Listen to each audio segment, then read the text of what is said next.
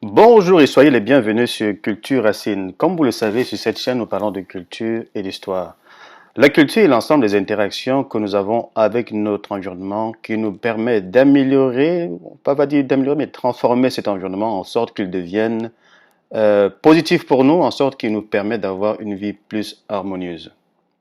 Une meilleure connaissance de la culture nous permet, par rapport à l'histoire, une meilleure connaissance de la culture nous permet de détecter les angles morts, de pouvoir dénicher les choses qui sont mal dites, les non-dits, les biais de connaissance qui nous empêchent donc d'avoir une connaissance véritable, la connaissance juste. Chaque peuple possède une empreinte qui l'identifie par rapport aux autres, tout comme chaque être humain possède une empreinte digitale. Il existe dans des peuples différents du monde des choses qui l'identifient. Parmi ces choses, nous avons l'alimentation aujourd'hui. Nous allons parler de l'alimentation. Mais avant d'arriver là, revenons sur la culture. La raison pour laquelle il est vraiment important de mieux comprendre une culture, en commençant par la sienne, par notre culture, la raison pour laquelle il est vraiment très important de comprendre notre culture, c'est parce qu'elle vient donner plus de lumière, plus de compréhension à certaines choses qui ne sont pas forcément formulées ou bien formulées dans l'histoire, surtout lorsque cette histoire a été écrite par quelqu'un d'autre. Lorsqu'on parle de la culture, malheureusement aujourd'hui, il y a un biais de connaissances largement répandu. Lorsqu'on parle de la culture africaine, par exemple, on va voir la danse, on va voir les chants. Mais lorsqu'on parle de la culture occidentale, qu'est-ce que vous allez voir? Les bibliothèques, les musées. Pourquoi? Est-ce qu'il n'y a que dans la culture occidentale qu'on trouve les bibliothèques et les musées? Est-ce que dans la culture africaine, il y a seulement les danses, les chants? Vous voyez, il s'agit d'un biais de connaissances insidieusement inculqué dans nos cerveaux pendant des générations, dans une culture où il y a un modèle qui se présente comme le modèle le meilleur, le modèle occidental, et qui dévalorise du coup tout ce qui ne lui ressemble pas. Il est donc de notre devoir de faire l'effort de comprendre notre culture. Je vais prendre l'exemple, quand j'étais en classe de 5e, il y avait un livre écrit par un explorateur, un livre qui parlait de David Livingstone. Oui, un livre écrit par Henry Stanley qui explique comment il a découvert David Livingstone. Quand je lisais ce livre qui est supposé être un livre qui écrit une histoire vraie, j'étais très choqué, je me sentais très mal parce que tout ce qui était décrit montrait le noir sur un très sale angle. Des voleurs, des pilleurs, et même à travers les dessins, tu voyais des lèvres charnues, vraiment dépeintes d'une façon sauvage et désagréable, les yeux exorbités. J'ai été choqué par ce livre-là jusqu'aujourd'hui. Et ce livre est supposé écrire l'histoire de Stanley, comment est-ce qu'il a découvert Livingstone. David Livingstone, qui est un explorateur qui s'est perdu en Afrique centrale. On dit que David Livingstone, on dit que c'est un des grands explorateurs, un des grands promoteurs de la culture britannique. Il a beaucoup contribué à l'émergence ou bien à l'explosion de l'Empire britannique pour ce qui est du commerce. Et lui, c'était un pasteur. Voilà. Donc, nous revenons à nos moutons. Une meilleure compréhension de la culture nous permet de comprendre notre environnement et de mieux comprendre notre histoire. Ce que nous allons expliquer aujourd'hui a trait à l'alimentation. L'alimentation, c'est ce que nous mettons dans notre bouche qui nous permet de nous nourrir. Aujourd'hui, on bat davantage d'alimentation équitable. Une alimentation équitable est une alimentation qui tient compte des contraintes environnementales. Aujourd'hui, il est de plus en plus reconnu qu'une personne qui mange ce qu'il trouve dans son environnement va donc tenir compte de cet environnement en sorte de ne pas le détruire. Les aliments qui viennent d'ailleurs passent à travers un processus qui les dénature, qui font qu'ils sont plus trop nourrissants pour nous, même s'ils vont être moins chers. Bref, parler de l'alimentation des bamboutos aujourd'hui, parce que c'est ça qu'il est question, c'est de parler d'une alimentation qui est enraciné dans la culture et dans les traditions des Bamboutos. Aujourd'hui, nous allons nous poser la question de savoir comment est-ce que les peuples du Bamboutos vivent en adéquation avec l'environnement pour ce qui est de l'alimentation. Il s'agit des discussions qui ont eu lieu dans un groupe appelé Ngemba sur les ondes, un groupe promu par Barak Théo, encore appelé Demongu. La première partie de la vidéo, de la présentation va être consacrée à faire le résumé, l'introduction que vous avez en ce moment, et le résumé qui est présent en anglais, en français, qui est présent en français, le résumé dans des discussions qui ont eu lieu. Chaque mets a été présenté dans un contexte précis. Dans la deuxième partie, vous aurez les originaux qui sont présentés en langue langue Guéba, la langue des grâces, une des langues des Grassfield, une des langues des Bamboutos. Je vous souhaite une belle écoute. À bientôt. Mesdames, Mesdemoiselles et Messieurs, chers amis, spectateurs, auditeurs, bonsoir ou bonjour, selon votre convenance. Je suis Stevie Lontingoufou, originaire du Bacham, dans l'ouest Cameroun, en Afrique.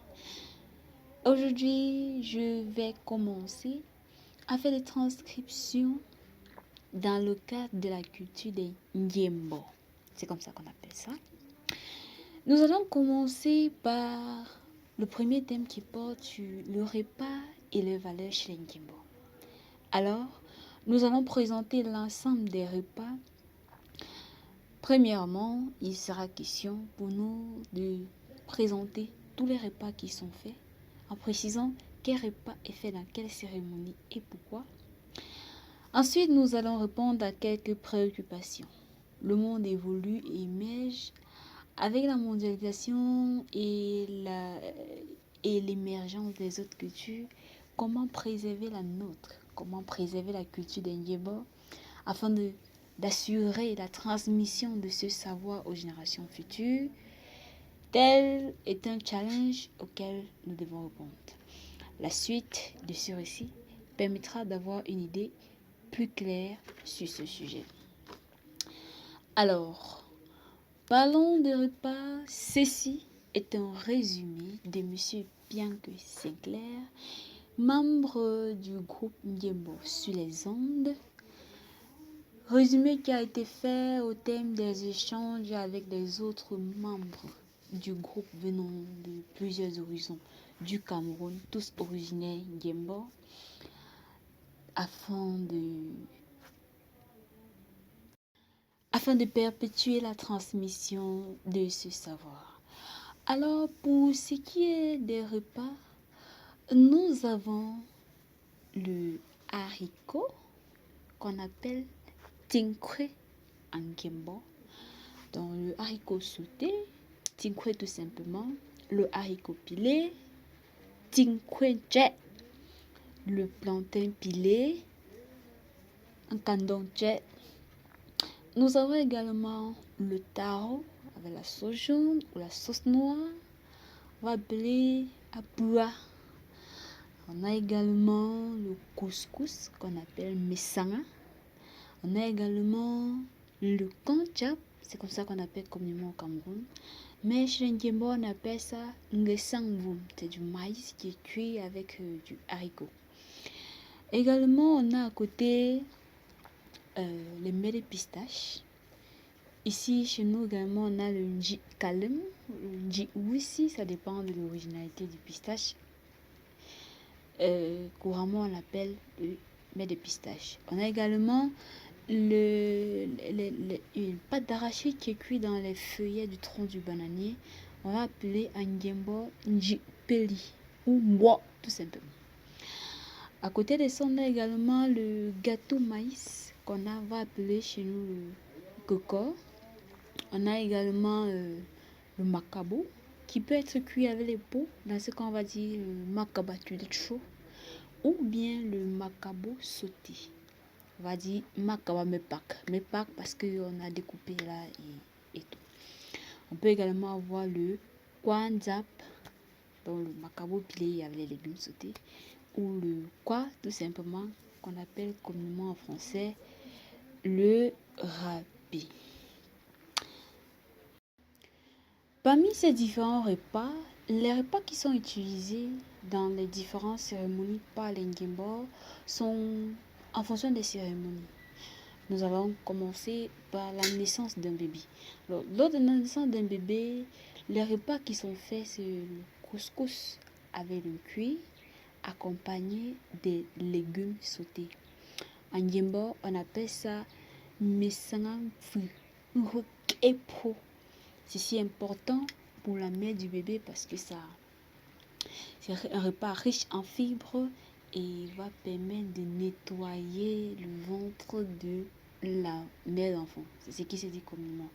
À côté également, on a le taro avec la sauce jaune ou la sauce noire. Donc, et avec des mets de pistache. Donc on va dire apura na nou pour la sauce jaune ou na ndongtong ou sena pour la sauce noire avec le piment en fonction des convenances. On va également accompagner avec le mets de pistache. Ça, c'est un repas qu'on fait pour la mère d'enfant, la nouvelle maman, pour le beau-père, pour la belle-mère et ainsi de suite. À côté de ces repas, il y a ce que les femmes appellent souvent en français, je ne connais pas le nom, na mesangashwe.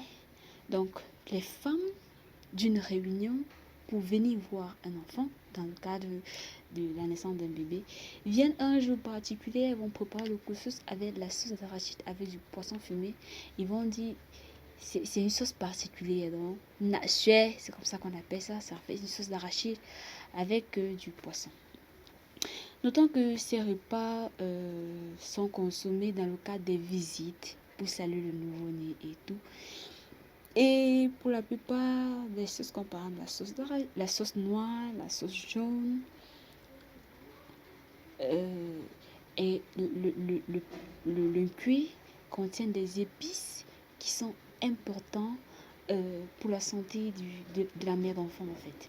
Donc, ça va rassurer, renforcer son système immunitaire et la mettre dans un état de santé, bonne pratique pour pouvoir tenir son enfant.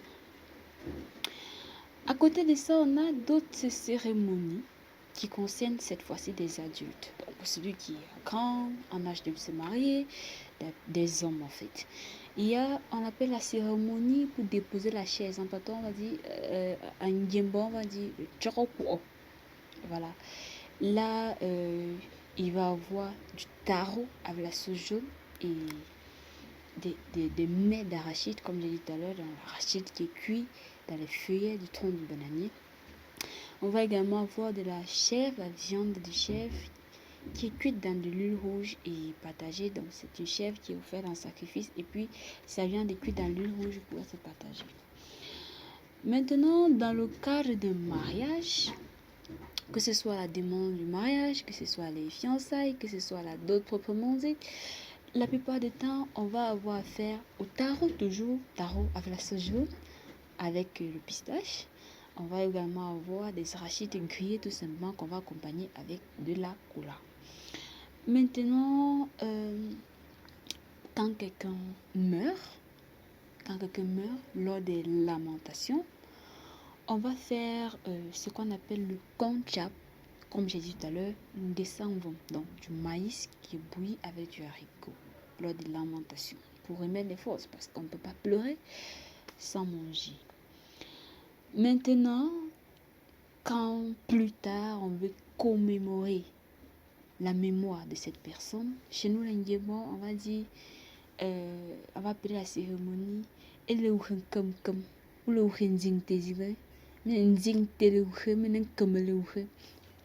communément dans notre jargon, on va appeler ça funérailles, à tort, un peu comme ça. Généralement, il y a deux repas principaux. Il y a le taro avec la sauce jaune, dans laquelle on a mis le monga, bien sûr, une sauce pimentée de préférence.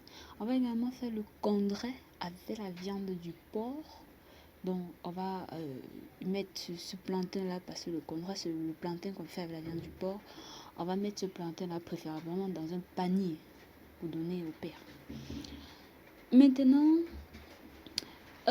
on peut également avoir, dans le cadre d'une personne qui est en train de construire une maison et qui doit nourrir ses employés, il faut faire un repas consistant, généralement à base de haricots, pour qu'ils aient assez de force pour travailler. Donc, généralement, on va faire soit le haricot sauté, soit on va faire le konchap. Parce que c'est lourd. Généralement, on appelle ça le ngesang maçon, le maïs du maçon. Parce que c'est un repas très lourd, en fait.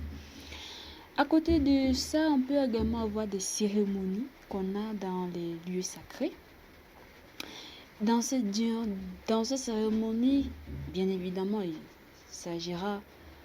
y a des petits repas qui sont faits, c'est forme des petites communions, qui sont faits à base de poissons sileux fumés, qu'on appelle l'angiembol chinchia, et accompagné avec une variété de pistaches, et pistaches qui sortent dans des petites calebasses, qu'on appelle que en patois. Donc, on va ajouter ça à de l'huile rouge et du sel.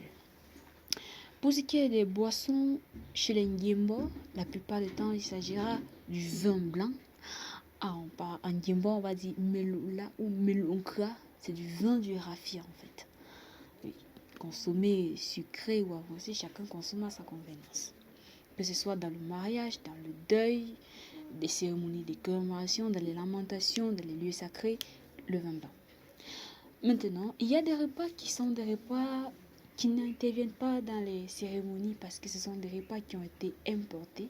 On va noter ici par exemple le riz, c'est un repas importé, mais c'est un repas très apprécié par les enfants et par conséquent, il est utilisé dans beaucoup de cérémonies, surtout dans des cérémonies qui impliquent beaucoup de monde, qui impliquent beaucoup d'enfants. Alors, c'était tout pour cette partie. Nous n'allons pas finir sans remercier le promoteur du groupe Ndiembo sur les ondes, qui n'est autre que Papa Ndemongwa. Alors, je vous remercie. À très bientôt pour un autre sujet.